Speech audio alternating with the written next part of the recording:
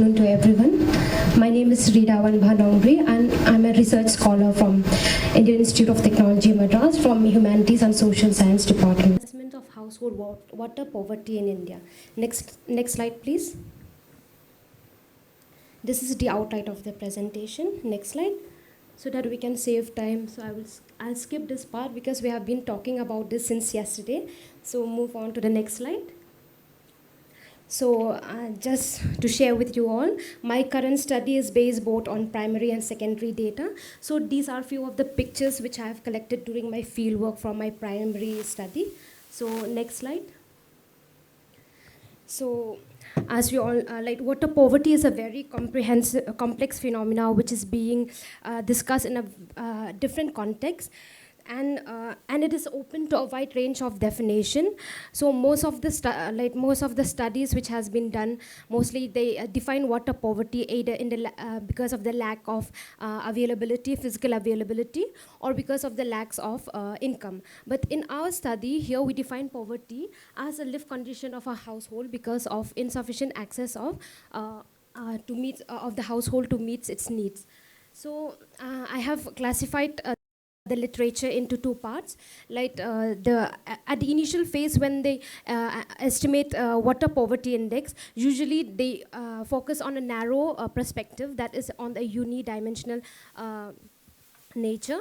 So for the unidimensional nature, most of the studies like Ruskin and others researcher, they have classified, they mainly focus only on one particular dimension, either demand side or supply side or physical availability. But over the years, water poverty index have been, have evolved from a unidimensional nature into its multidimensional nature. So it was firstly developed by Sullivan in the year 2002, where he has he classified water poverty index into physical availability or time dimension and into access dimension. But with the development of this multidimensionality water poverty index by Sullivan, Lawrence, it's a widely used methodology. It's a methodology which was developed by Lawrence, which have 5 in a dimension. That is the resource, the use, capacity, the access, and the environment. So next slide, please. So in most of the studies so far, whenever they want to estimate water poverty index, they mostly use composite water poverty index. So why this approach? In my study, I tried to apply the Alkire-Foster methodology in estimating household water poverty index. So why this approach? Why not using composite water poverty index approach? So the uniqueness of my this current study is that for the Alkire-Foster methodology, we need 2 approaches. First, we have to find the incident, and then we find the intensities or water poverties of the household, and it's a joint distribution of these. And the flexibility of this approach also, it's because it can decompose, unlike the composite water index. So the decomposition can be done from one aggregate value, can be decomposed into its subgroup and further on. So next slide, please. Can you please just elaborate on the last point, decomposition? Yeah. So in the composite water poverty index, whenever you estimate an index, so based on that you compare countries or regions or rural or household, rural or urban in that way. But in this methodology, what we can do is that after we estimate, after we find this composite, after we find the index, we are able to decompose it. From that value, we can decompose it into what percentage ratio is it from rural or urban household from each state, suppose in Indian context. So what proportion it's from which particular state have the highest, which I will discuss later on. More granular. Yes, it was more in general. So these are my variables of interest. And for this study, I use IHDS data, 2004-05 and 11-12. And you might have a question in mind why it's quite late. The data is since 2012. But the reason is that I want to see how water poverty has changed over the time. So for this part, in this data set, they re-interviewed the same household. So we can see like whether that particular household during 2004-5, whether they have improved in the water condition, water situation, or they have gone into the worst situation. So we have also data set like NSSO data and all, which have these kind of variable of interest. But the thing is that they have across a panel data set. They don't have this balanced panel data set. So because of this, so the weight is classified based on the impact of each indicators to its to the water poverty. So these are my variable of interest. Can you go to the next slide? So this is the methodology. So to estimate water poverty index at the household level using this methodology, firstly we have to identification poverty cutoff. The first poverty cutoff is that first we have to identify the water poverty cutoff at the indicator. That is the first step. Like for example, in the access, whether a household is deprived of access to source or not. So we will give a dummy, 1 if they are deprived and 0 if they are not deprived. And after that, then we will get a deprivation score. After we get a deprivation score, which is the aggregate of all the indicators, we will have to set a cutoff, a second cutoff. So this is a second identification process. So for this part, for this second identification process, we will set there can be a different range of cutoff, but in our study we take it at 30% because followed the literature and followed the from the multi-dimensional poverty index by the UNDP. So after that, then after we calculate the aggregate value, the deprivation score, then we will have to find the head count ratio. So head count ratio, basically here it is the total numbers of deprivation household by the total numbers of household. And then we have the intensity.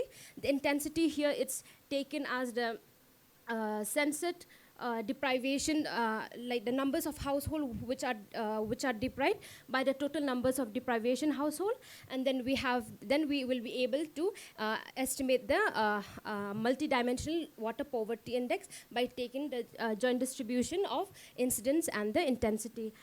So here we can show that how the dimension, how we can classify the contribution of each dimension. So this is the flexibilities of this methodology, where we can classify, where we can find the contribution of each dimension to the overall water poverty index. So here in our study we have 4 dimension and 7 indicators.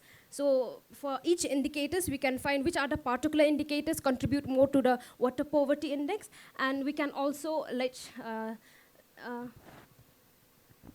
find the subgroup level contributions to the overall multidimensional water poverty index, and also the percentage share of each subgroup to the multidimensional water poverty index. Can you go to the next slide? So this is the result, where we have seen that over the years, there is a decrease by 4% of the multidimensional water poverty index. This might be the reason, the initiative that have been taken by the government by implementing different programs like the National Rural Drinking Water Programs. Can you go to the next slide, please? So this is another result which we have found. Like you can see in the second round, there is an increase in the moderate household, which in the water poverty status in the moderate household. This showed that household which are extremely poor and poor in the first round have improved in their water, in their water condition. Next slide, please. This is what I have told earlier, that we can classify, we can find the contribution of each dimension, each indicators to the overall poverty status. Next slide. Next slide, please. So this is the share of water poverty of the country, comparing 2004-5 and 11-12.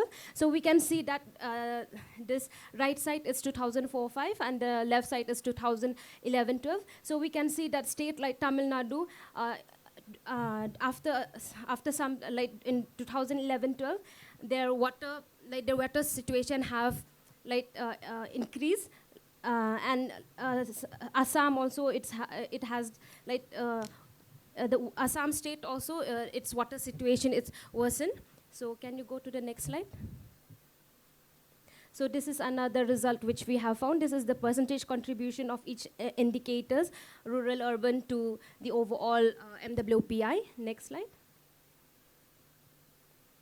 This, we have also state-wise rank where we can see which other state have the like least water poverty, and which are the states which have the higher water poverty. Next slide.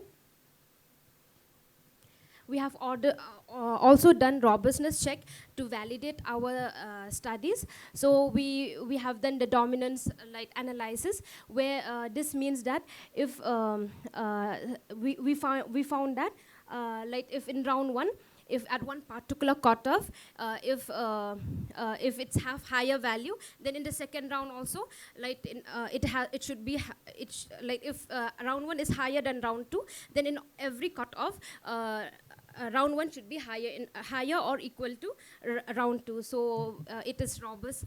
The robustness check, it's validated, and we have also do the ranking coefficient using an alternative weight. So using a Spearman rank correlation, we have our result is stable and robust. So next slide. Next slide. So conclusion. So with our study, I hope we can have more focused intervention by using our result. Maybe but our study, it's mostly our scope is within few variables, because the data itself, it has a very limited variable. But I have expanded my study by doing a case study on Meghalaya. So by including more variable and all, and to show more validity in my estimation. Thank you.